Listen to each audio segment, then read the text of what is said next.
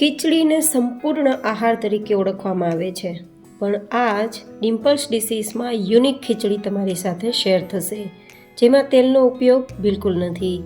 એટલી સ્વાદિષ્ટ કે તમે આંગળા ચાટતા રહી જશો, અને હેલ્ધી તો એટલી જ કે કેન્સર, ડાયાબિટીસ, વધારે પડતા વજન કે હૃદયની બીમારીઓને કોસો દૂર રાખશે તેવી ફાયદાકારક. તો ચલો રેસીપી શરૂ કરીએ. તો જેમના માટે સૌથી પહેલી હેલ્ધી સામગ્રી પાલક લેશું, લગભગ 1 પૂણી કહી શકો તેટલી, જેને આ રીતે હું રફલી ચોપ કરી લઉં છું. પાલક છે ને તે ભરપૂર સેહતનો ખજાનો છે. તેની અંદર પાચનને લગતી તો સમસ્યાઓનું સમાધાન છે જ, પણ સાથે સાથે બીજા કેટલાય વિટામિન અને મિનરલ્સ હોય છે, જે ઘણી બધી બીમારીઓથી તમને બચાવે છે. પાલક છે તે કેન્સર, હૃદયની બીમારી, ડાયાબિટીસ કે પછી વધતા વજન જેવી ગંભીર સમસ્યાઓ કે ગંભીર બીમારીઓનું જોખમ પણ ઘટાડે છે, અને તમને હિમોગ્લોબિન વધારીને લાલ ચટક પણ કરી દેશે. તો પાલક તો કોઈને કોઈ રીતે સિઝન દરમિયાન ખાવી જ જોઈએ. હવે આપણે લઈશું ખીચડી બનાવવા માટે હેલ્ધી સામગ્રી, અને તે છે ઘઉંના ટુકડા, જેને આપણે દલિયા તરીકે ઓળખવામાં આવે છે. આ દલિયા તમને માર્કેટમાં પણ આરામથી મળી જશે, અને ના મળે તો તમે ઘઉંને મિક્સરમાં અધકચરા વાટીને આ રીતે ટુકડા તૈયાર કરી શકો છો. આ જે ટુકડા છે તે ફાઈબરનો સોર્સ છે, અને આ જે ટુકડા છે તમારા ડાયાબિટીસને કંટ્રોલમાં રાખવા માટે અને વજનને કંટ્રોલમાં રાખવા માટે ફાયદાકારક છે. તો હવે 1 કપ જેટલા આપણે ઘઉંના ફાડા લીધા છે, જેમાંથી ફાડા લાપસી બનાવી અને તે જ છે, જેને દલિયા તરીકે પણ ઘણા બધા લોકો ઓળખે છે. સાથે અડધા કપ જેટલી આપણે મગની ફોતરા વગરની દાળ લીધી છે. તમે ફોતરાવાળી દાળનો ઉપયોગ પણ કરી શકો છો. હવે આ બંને વસ્તુ ખૂબ જ હેલ્ધી છે તો આપણે ખબર છે, પણ તેને એકદમ હાઇજેનિક કરવા માટે પહેલાં સાદા પાણીથી ધોઈ લેશું, અને પછી તેમાં જે કપથી આપણે ઘઉંના ફાડા અને મગની દાળ લીધી છે તેટલું જ પાણી ઉમેરી દઈશું. એટલે કે 1.5 કપ જેટલી આપણી ખીચડી તૈયાર થઈ છે તેની સામે અત્યારે 1.5 કપ જેટલું પાણી ઉમેરીને 10-15 મિનિટ માટે તેને સાઈડમાં રાખી દઈશું. અને ત્યાં સુધીમાં આપણે આગળની પ્રોસેસ કરીએ. તો તેલ વગર ખીચડી તૈયાર કરવા માટે હું અહીંયા લગભગ 1 થી 1.5 ચમચી જેટલું કે 1 ક્યુબ જેટલું બટર ઉપયોગમાં લઉં છું, જે આપણા શરીર માટે હેલ્ધી ફેટ આપવાનું કામ કરે છે. તેલ કરતાં કે પછી બહારના ઘી કરતાં તે ખૂબ જ ઉત્તમ કામ કરે છે. જો કે તમે તેલનો ઉપયોગ કરી શકો છો. હવે થોડું તે ગરમ થાય ત્યારે મીઠા લીમડાના પાન છે, સૂકા મરચાં છે, એકાદ નાની ચમચી જેટલું જીરું અને રાઈ છે તે ઉમેરી દઈશું. જો કે ખડા મસાલા તમારા પસંદ પ્રમાણે વધઘટ કરી શકાય અને સ્કીપ પણ કરી શકાય. થોડી 2 ચપટી જેટલી હિંગ ઉમેરી અને પછી તીખાસ માટે 2 નંગ જેટલા લીલા મરચાંના ટુકડા ઉમેરી દઈશું. તમે વધઘટ કરી શકો છો. અને 1/4 કપ જેટલું લીલું સમારેલું લસણ ઉમેરી દઈશું, અને 2 કપ જેટલી લીલી સમારેલી ડુંગળી ઉમેરી દઈશું. અત્યારે બધી જ વસ્તુ માર્કેટમાં ખૂબ જ સરસ પ્રમાણમાં જોવા પણ મળે છે, અને આપણે ખાવાથી આપણું લોહી પણ પાતળું રહેશે અને હૃદયની બીમારીઓ પણ દૂર રહેશે, જેથી મેં લસણ ડુંગળીનો ઉપયોગ કર્યો છે. જો કે તમે ના ખાતા હોય તો સ્કીપ કરી શકો છો. સાથે અડધા કપ જેટલા લીલા વટાણા અને 1 કપ જેટલું ગાજરના ટુકડા ઉમેરી દઈશું. 1 કપ જેટલા ટમેટાના ટુકડા ઉમેરી દઈશું, અને પછી 1 થી 1.5 કપ જેટલી આપણે જે પાલક સુધારીને રાખી છે તે ઉમેરી દઈશું.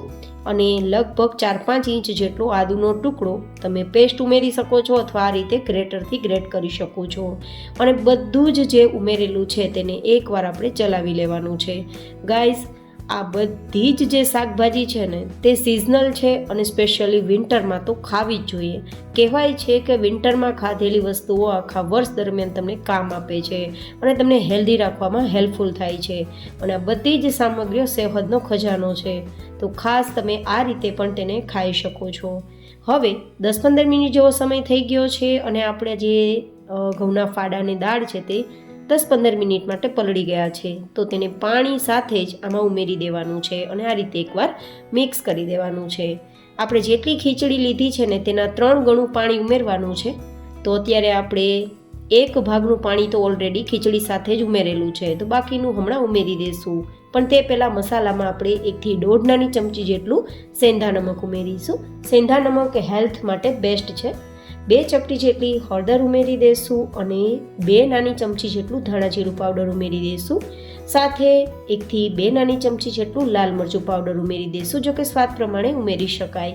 હવે ઉમેરીશું દુનિયાનો સૌથી તાકાતવાળો પાવડર અને જે છે સરગવાનો કે મોરિંગાનો પાવડર, જે ઘરે તૈયાર કરેલો છે. તમે ઓપ્શનલ છે, સ્કીપ પણ કરી શકો છો. અને રેસીપી જોતી હોય તો ઉપર આઈ બટનમાં આપી દઈશ. 300 જેટલા રોગને દૂર રાખશે. હવે 1 ચમચી જેટલી કસૂરી મેથી ઉમેરું છું. તમે ફ્રેશ મેથી હોય તે પણ લઈ શકો છો. આ રીતે મસાલા બધા જ સરસ ઉમેરાઈ ગયા બાદ હવે પાણી ઉમેરવાનું છે. તો જે કપથી આપણે ખીચડી લીધી છે તેના 3 ભાગનું પાણી લેવાનું. તો મેં પહેલાં 1.5 કપ ઉમેરેલું હતું, પછી ફરીથી 1.5 કપ ઉમેરી દઉં છું અને હવે ત્રીજી વાર 1.5 કપ ઉમેરું છું. મતલબ અહીંયા આપણે લગભગ 4.5 કપ જેટલું પાણી ઉમેરેલું છે. એકવાર મિક્સ કરી દઈશું અને પછી ગેસની ફ્લેમ મીડિયમ રાખી અને 3 થી 4 સીટી સુધી આપણે તેને કૂક થવા છોડી દઈશું. તમારે કેટલું વિસલ કરવાની રહેશે તે તમારા ઘઉંના ફાડાની સાઇઝ ઉપર ડિપેન્ડ રહેશે. મારા ઘઉંના ફાડા થોડા નાના હતા તો 3 થી 4 વિસલમાં થઈ જશે.